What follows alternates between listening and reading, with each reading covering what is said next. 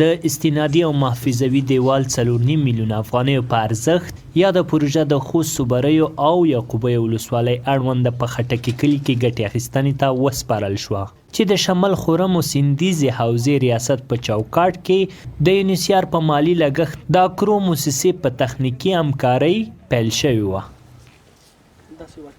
په نورو ولسوالیو کې هم زموږ داسې پروګرام ده، هغه ځمکې چې له سیلابونه مطلب محفوظې نه دي ورې استنادي دیوالونه جوړ کړو، هغه کانالونه چې هغه فاخه نه دي، هغه اوبه په لارې کې ضایع کېږي، د دوی زراعت ته کامله معنا هغه اوبه نه رسېږي، دوی ته کانالونه جوړ کړو او دغه رقم چیک ډیمونه جوړ کړو. په آینده کې انشاءالله د امارت اسلامي هم دغه ده چې مطلب ډیمونه جوړ شي او د خلکو ته تمام معنا سره خدمت. د یاد دیوال په مرسته 200 جریبه کرنیزه ځمکه،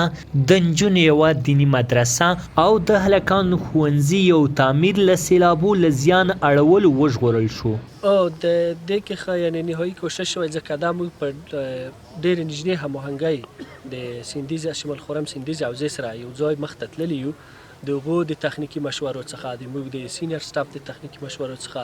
نهایتا هڅه مو کړې ده چې هغه څه اصول انجنیري چې وي څه نور وي په هماغه شکل جوړ کړو. دا صحیح ده چې په جریان د کار کې به وړه مشکلات وي، خو موږ هېڅکله هغو ته وخت نه دی ورکړی، لرې کړي او نهایتا هڅه کړې چې ښه مخته وشي.